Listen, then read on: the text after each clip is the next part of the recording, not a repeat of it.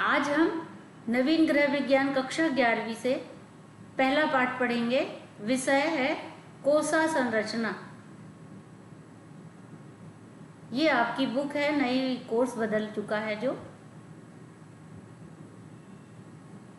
और ये आपका पूरा विषय सूची है जिसमें कोसा संरचना, अस्थि संस्थान, पेशी तंत्र, पाचन तंत्र, प्राथमिक चिकित्सा, पट्टियों के प्रकार और उपयोग दिया है। ये सब आपका कोर्स में है। अब हम आज पढ़ेंगे पाठ 1 में सेल स्ट्रक्चर। कोशा। मानव शरीर एक मकान की तरह है।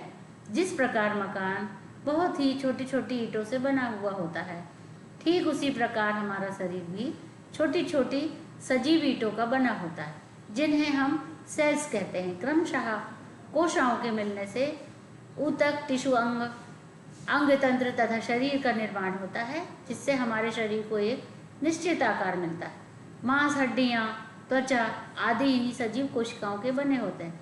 अतः हमारी समस्त क्रियाएं, पोषण, वृद्धि, श्वसन, उत्सर्जन तथा प्रजनन भी कोशिकाओं में होने वाली क्रियाओं तथा घटनाओं का फल है। इसलिए कोशिका एक आवरण से घिरी जीव द्रव्य से बनी संरचना कोशिका होती है, जो प्राणी के शरीर की रचनात्मक कार्यात्मक इकाई है।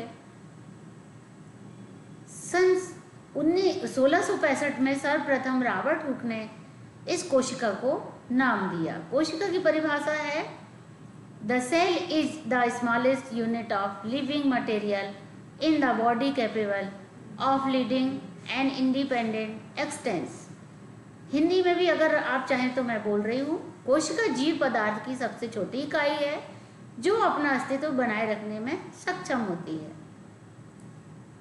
अतः मानव शरीर में अनेक सजीव कोशिकाएं पाई जाती हैं। प्रत्येक कोशिका जीवन की सबसे छोटी इकाई है। इसमें स्वतंत्र रूप से जीवन धारण करने की क्षमता होती है। अब है संतान उत्पत्ति। प्रत्येक कोशिका में स्वयं विभाजन की क्षमता होती है। 5वां है उत्सर्जन। शरीर विभिन्न रासायनिक क्रियाएं होती हैं जो निकृष्ट या व्यर्थ पदार्थ बनते हैं, तो उन्हें रक्त द्वारा शरीर से बाहर निकाल देता है। गति। जीवित प्राणियों में निहित शक्तियों द्वारा गति होती है। निहित शक्तियों के आधार पर उठने, बैठने, चलना फिरना, दौड़ना आदि क्रियाएं होती हैं। श्वसन। श्वसन क्रिया सजीव प्राणियों के लिए अत्यंत आवश्यक है। कार्बन डाइऑक्साइड को शरीर से बाहर निकालते हैं और ऑक्सीजन को ग्रहण करते हैं, जिससे जैविक ऊर्जा एटीपी बनती है। निर्जीव पदार्थों को ज्वलन क्रिया नहीं होती है। फिर मृत्यु। सजीव प्राणियों की मृत्यु निश्चित ही होती है। जब शरीर के समस्त अंग शिथिल होते जाते हैं और अपना कार्य करना बंद कर देते हैं, तभी सजीव प्राणियों की मृत्यु घोषित हो जाती है। अब है कोशिका की सूक्ष्मदर्शी संरचना, जिसे हम माइक्रोस्कोप से देख सकते हैं और इसका पूरा स्ट्रक्चर हम क्लियर कर सकते हैं। जैसे बताया है एक माइटोकॉन्ड्रिया का, ये कोशिका की संरचना बताई है। तो इसमें दिया है ऊपर डॉट डॉट बना हुआ है जो कोशिका की झिल्ली कला है। Cell membrane. अब ये जो अंडाकार के बताए गए हैं स्ट्रक्चर, ये है कार्डियोसोम। फिर थोड़े से लच्छेदार में बताया गया है तो ये है गोल्जी बॉडी। हमारी बॉडी की जो सेल्स होती है उसमें गोल्जी बॉडी पाई जाती है।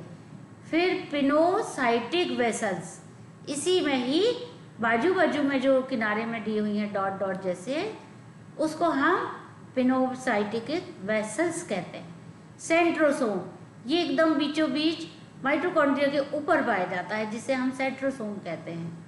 फिर धानी, एकदम खाली गोले के आकार का बना हुआ है ये, इसको वैक्यूल धानी बोलते हैं। फिर केंद्रक, न्यूक्लियस, एकदम बीचों बीच पाया जाता है एक बड़ा सा, जिसे हम न्यूक्लियस कहते हैं, और इसमें बहुत सारी एंटीबॉडीज, बॉडीज सभी पाई जाती हुई। केंद्रिक, न्यूक्लियस, न्यूक्लियस में ही न्यूक्लियस भी केंद्रिका पाई जाती है। अंतर्द्रवालिका, इसमें एक लस्सी के समान एकदम पतला द्रव जो होता है उसे अंतर्द्रव जालिका बोलते हैं। इसे हम एंडोप्लाज्मिक रेटिक्यूलम कहते हैं। और फिर है राइजोसोम, फिर लाइसोसोम, इसकी पूरी संरचना हम बच्चों, इसमें कोशिका संरक्षण के बाद अब हम आगे पढ़ेंगे कि ग्रह विज्ञान में आकृतियों के कितने प्रकार होते हैं। ग्रह विज्ञान में आकृतियों के, इसमें कोशिकाओं के आकार जो होते हैं वो होती हैं पहली चपटी, लंबी, गोल, विकृत तथा बहुतलीय। चपटी होती त्वचा की कोशिका चपटी होती है, स्नायु तंत्र की कोशिकाएं लंबी होती हैं, रक्त में गोल आकार की कोशिकाएं पाई जाती हैं। विकृत जो होती है वो कोशिका आकृति दबकर विकृत सी हो जाती है और अपना रूप बहुतलीय बना लेती। कोशिका के अंग, जीव द्रव्य, कोशिका द्रव्य और केंद्रक पाया जाता। दूसरे में कोशिका कला है। अब हम इसको डिटेल में पढ़ेंगे। जैसे जीव द्रव्य, प्रोटोप्लाज्म, प्रत्येक कोशिका के अंदर एक प्रकार का गाढ़ा अर्धपारदर्शी लसदार पदार्थ रहता है, उसे जीव द्रव्य कहते हैं। इस द्रव्य का कोशिका में सूखते ही जीवधारी की मृत्यु हो जाती है। जीव द्रव्य ही जीवन का प्राणाधार, बेसिक लाइफ है। रासायनिक दृष्टि से जीव द्रव्य का 75% से 90% भाग जल होता है, H2O, और शेष भाग ठोस होता है। ठोस भाग भी दो प्रकार के पाए जाते हैं, जैसे ऑर्गेनिक एंड इनऑर्गेनिक। इनऑर्गेनिक में carbon 18%, hydrogen 10%, nitrogen 0.3, oxygen 65%, phosphorus 1% एवं सल्फर या गंधक 25% आदि तत्वों से बने यौगिक 4 प्रकार के होते हैं, जिसमें पाया जाता है प्रोटीन, कार्बोहाइड्रेट, वसा एंड विटामिन। अलावा कुछ इनके अन्य प्रकार के कार्बनिक पदार्थ न्यूक्लो, प्रोटीन, विकर, विटामिन तथा हार्मोन्स भी जीव द्रव्य में पाए जाते हैं। अब है कार्बनिक पदार्थों में सोडियम 15%, पोटेशियम 35%, मैग्नीशियम 0.5, आयरन 84%। इनके यौगिक क्लोराइड, फास्फेट, नाइट्रेट्स और सल्फेट्स के रूप में पाए जाते हैं। जीव द्रव्य का स्वभाव क्षारीय या उदासीय होता है। उपरोक्त में से किसी पदार्थ को अलग कर लेने पर उसमें सजीव के लक्षण नहीं होते हैं। अतः प्रोफेसर हक्सले ने जीव द्रव्य को जीवन का भौतिक आधार कहा है। इसको जीवन का वाहक, कैरियर ऑफ लाइफ मानते हैं। जीव द्रव्य में संरचना के 4 प्रकार के निलंबित कण होते हैं, जैसे ग्रेन्युलर या दानेदार, फाइब्रोलर तंतुमय, धागे के समान, जालिकावत रेटिकुलेट, कूपिकावर्त एलोवेलर, जिन्हें क्रमशः डीएनए तथा आरएनए कहते हैं। अब जीव द्रव्य के गुण। जीव द्रव्य में कभी भी स्वतंत्र अवस्था में नहीं मिलता है। दूसरा, जीव द्रव्य की संरचना निरंतर बदलती रहती है। तीसरा, जीव द्रव्य सदैव जैविक क्रियाओं को प्रेरित करता है। जीव द्रव्य कोशिका कला से बाहर आने पर मृत हो जाता है। अब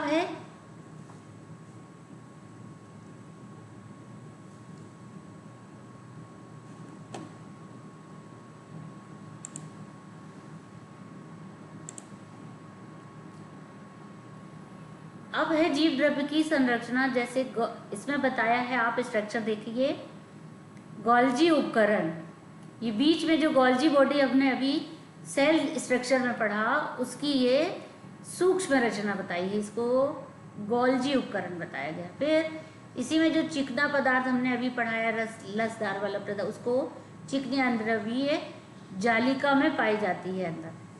केंद्रीय झिल्ली, ये सेंटर में एकदम बीचों बीच पाई जाती, जो हमने अभी बताया था न्यूक्लियस, उसके पास केंद्रीय झिल्ली पाई जाती है। प्लाज्मा झिल्ली, प्लाज्मा झिल्ली ये कोशिका के एकदम बाजू से लेयर चलती है। फिर तारक केंद्र, तारक केंद्र ये छोटा सा यहाँ बीचों बीच पाया जाता है गोल्जी बॉडी के नीचे। लाइसोसोम एक गोल आकार का होता है। राइबोसोम ये जो एक लाइनिंग जैसी रेसिस जैसे होते हैं, लंबी लंबी इनके आकार होते हैं, ये राइबोसोम कहलाते हैं। माइटोकॉन्ड्रिया, माइटोकॉन्ड्रिया ये सेंटर के पास पाया जाता है। फिर खुरदरी एवं अंतर्द्रव्यीय जालिका, जो माइटोकॉन्ड्रिया के बाजू से ही एक अंतर्द्रव्यीय जालिका होती है। कोशिका द्रव्य, कोशिका द्रव, ये पूरी सेल बॉडी के अंदर कोशिका द्रव जो होता है वह फैला हुआ होता है। आगे बढ़ेंगे, नाभिक कला या केंद्रक जो बताया गया था हमने इस लेक्चर में, उसका पूरा ये विवरण बताया गया है। कोशिका द्रव में अनेक सूक्ष्म अंगक बिखरी हुई अवस्था में पाए जाते हैं। पानी के कारण कोशिका द्रव अर्धपारदर्शी तथा गाढ़ा सा दिखाई देता है। अब है इलेक्ट्रॉन सूक्ष्मदर्शी में कोशिका की संरचना, जो 1932 में नाल एंड रस्क द्वारा इलेक्ट्रॉन सूक्ष्मदर्शी की उपलब्धि के कोशिका की रचना का विवरण बताया है। कोशिका भीतर पाए जाने वाले ऑर्गेन्स कोशिकांग सेल ऑर्गेनेल्स कहते हैं। इन्हें दो भागों में विभक्त किया गया है, जो है बाह्य केंद्रक क्षेत्र और केंद्रक क्षेत्र। बाह्य केंद्रक क्षेत्र में है कोशिका कला, माइटोकॉन्ड्रिया, गोल्जिकाएं, रिक्तिकाएं, लवक, अंतःरसीय जालिका, राइबोसोम, लाइसोसोम एंड सेंट्रोसोम, जो हम पिछले स्ट्रक्चर में हम ये सब पढ़ चुके हैं। प्लाज्मा कला, इसे कोशिका कला कहते हैं। यह कोशिका का बाह्य आवरण होता है। यह प्रोटीन की बनी एक दोहरी परत होती है, जिसके बीच वसा लिपिड के अणु दो परतों में जमा होते हैं, जिसका स्ट्रक्चर हम नीचे देखिएगा आप ध्यान से तो आपको समझ आता है। ये प्रोटीन की बाह्य परत, वसा की दोहरी परत प्रोटीन की आंतरिक परत। यह एक वर्णात्मक अर्धपारगम्य झिल्ली होती है। यह कला केवल उन्हीं पदार्थों को कोशिका के अंदर तथा बाहर जाने देगी जिन्हें कोशिका आवश्यक